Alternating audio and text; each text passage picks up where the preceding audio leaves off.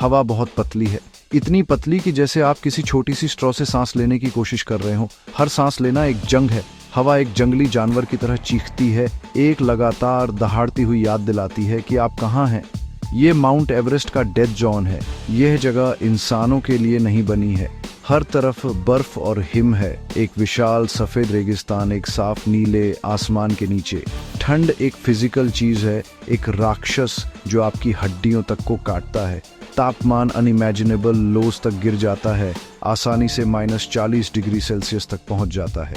बर्फ के इस ब्रूटल किंगडम में एक छोटी सी गलती आपकी आखिरी गलती हो सकती है। यहाँ सर्वाइवल दिनों में नहीं बल्कि मिनटों और सेकंडों में मापा जाता है। इमेजिन कीजिए कि आप इस फ्रोजन हेल में फंसे हुए हैं। ये एक बहादुर क्लाइंबर की रियलिटी थी।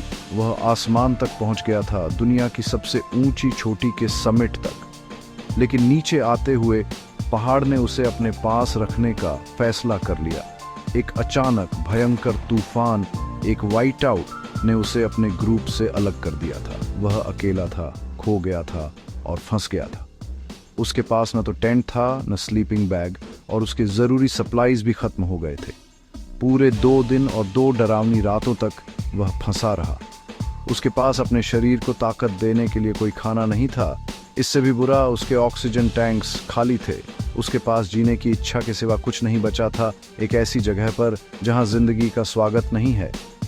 पहले कुछ घंटे कंफ्यूजन और रॉ फियर में बीत गए। दुनिया बस सफ़ेद थी, नीचे सफ़ेद बर्फ, ऊपर सफ़ेद तूफानी बादल। वह अपने सामने कुछ फीट से ज़्यादा नहीं देख पा रहा था। घबराहट उसके दिमाग में घुसने की कोशिश कर रही थी, उसे बता रही थी कि सब खत्म हो गया है। वह स्टैटिस्टिक्स जानता था।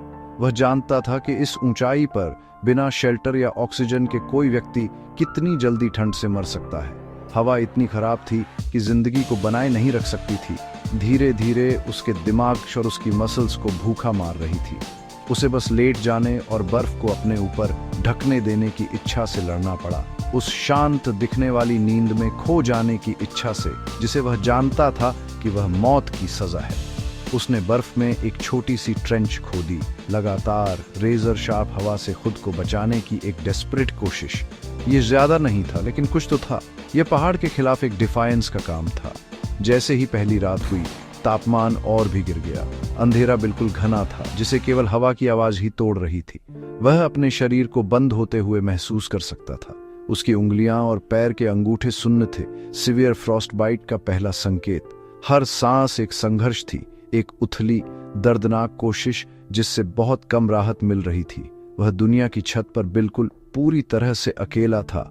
ठंड, हवा की कमी और उसके दिल में घुस रही निराशा के खिलाफ एक जंग लड़ रहा था। फिजिकल लड़ाई बहुत बड़ी थी।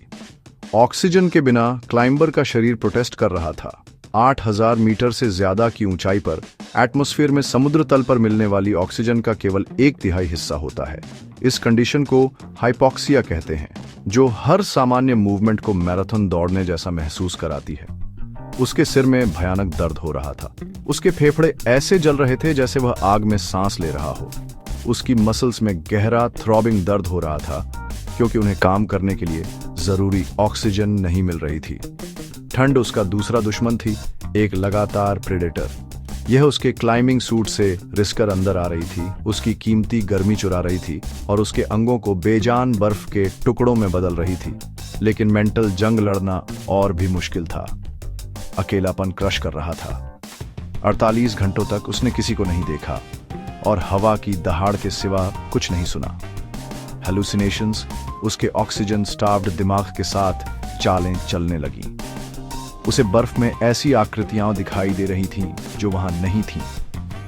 उसे हवा में अपना नाम पुकारती हुई आवाजें सुनाई दे रही थीं, फैंटम रेस्क्यूअर्स जो कभी नहीं आए। निराशा एक लगातार साथी थी जो फुसफुसा रही थी कि उसकी लड़ाई बेकार है, कोई भी इतनी देर तक इन कंडीशंस में नहीं बचता। इसने उसे हार मानने को कहा, जाने देने को कहा, अपनी नियति को स्वीकार करने को कहा। यह एक लुभावनी आवाज थी जो दर्द और संघर्ष के अंत का वादा कर रही थी। उसे सोने की इच्छा से लड़ना पड़ा।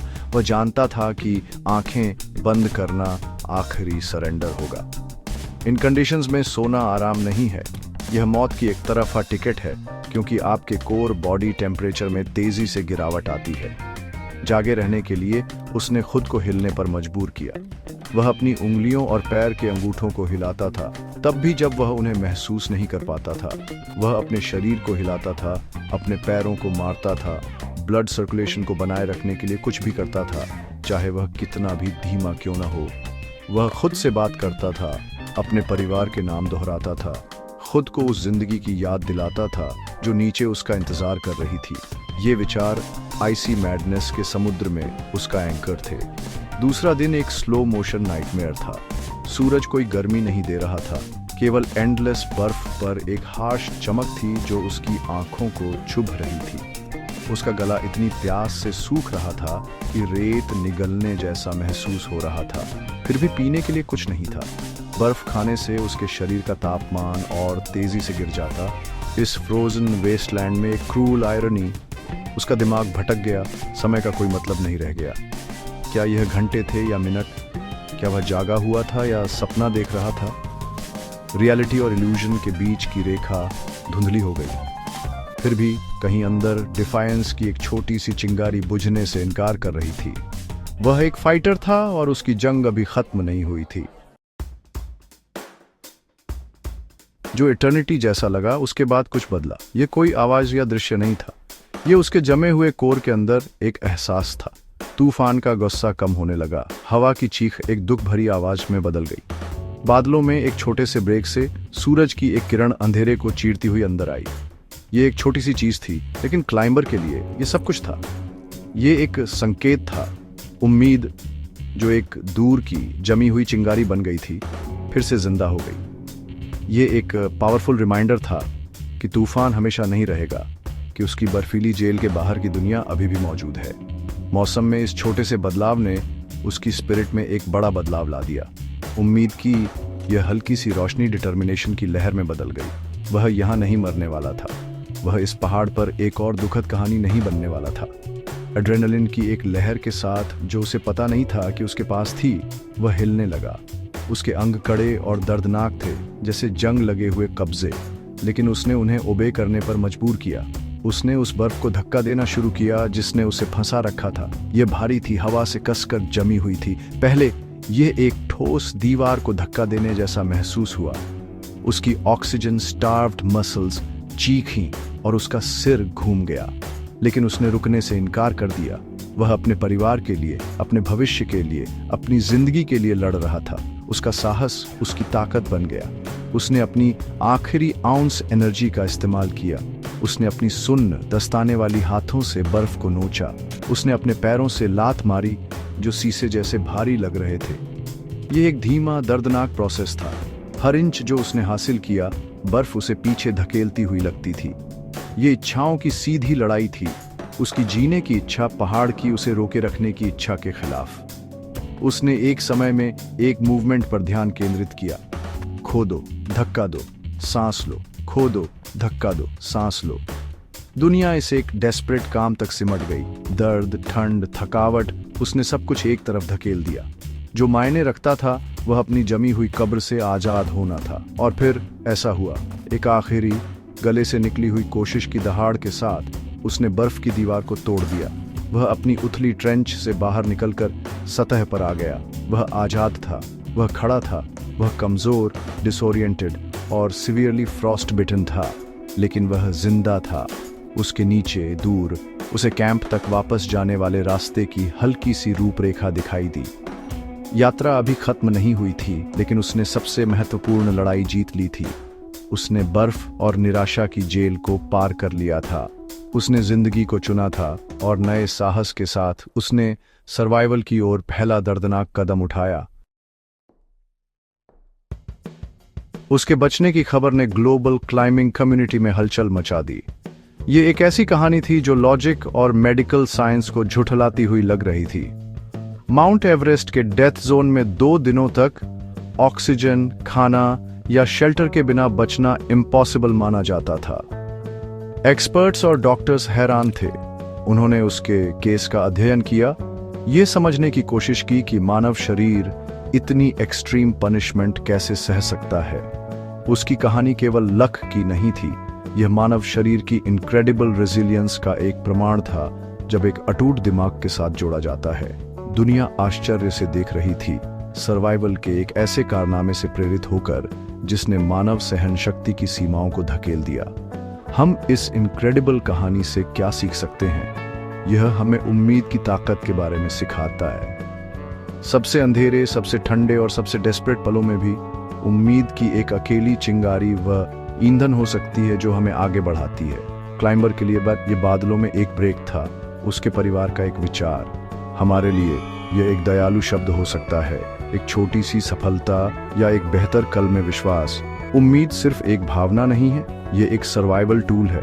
यह हमें उन चुनौतियों का सामना करने की ताकत देती है जो इम्पॉसिबल लगती हैं, और तब भी लड़ते रहने की जब सब कुछ हमें हार मानने को कहता है। यह कहानी हमें मानव इच्छा की इनक्रेडिबल ताकत भी दिखाती है। हमारा दिमाग जितना हम अक्सर महसूस करते हैं उससे कहीं ज्यादा पावरफुल है। क्लाइंबर का शरीर कमजोर हो रहा था, लेकिन उसकी जीने की इच्छा ने सरेंडर करने से इनकार कर दिया। उसने लड़ने, हिलने, जागे रहने और अपने सर्वाइवल में विश्वास करने का एक कॉन्शियस फैसला लिया। यह हमें सिखाता है कि हमारे अपने जीवन में जब हम अपने पहाड़ों का सामना करते हैं, चाहे वह एक पर्सनल स्ट्रगल हो, एक प्रोफेशनल सेटबैक हो या एक इमोशनल क्राइसिस हो, हमारा डिटर्मिनेशन हमारी सबसे बड़ी एसेट है। हमारी माइंडसेट, हमारा साहस और हमारा हार न मानने का रिफ्यूजल सफलता और असफलता के बीच का सारा फर्क कर सकता है। अल्टीमेटली एवरेस्ट पर इस क्लाइंबर का ऑर्डियल एक पावरफुल रिमाइंडर है कि मानव स्पिरिट पृथ्वी पर सबसे फॉर्मिडेबल फोर्स है। यह अनइमेजिनेबल हार्डशिप को सह सकती है और सीमिंगली इम्पॉसिबल ऑड्स पर ट्रायम्फ कर सकती है। यह हमें दिखाता है कि हम में से हर एक के अंदर ताकत का एक ऐसा रिजर्वोयर है जिसके बारे में हमें तब तक पता नहीं होता जब तक हमारी परीक्षा नहीं होती।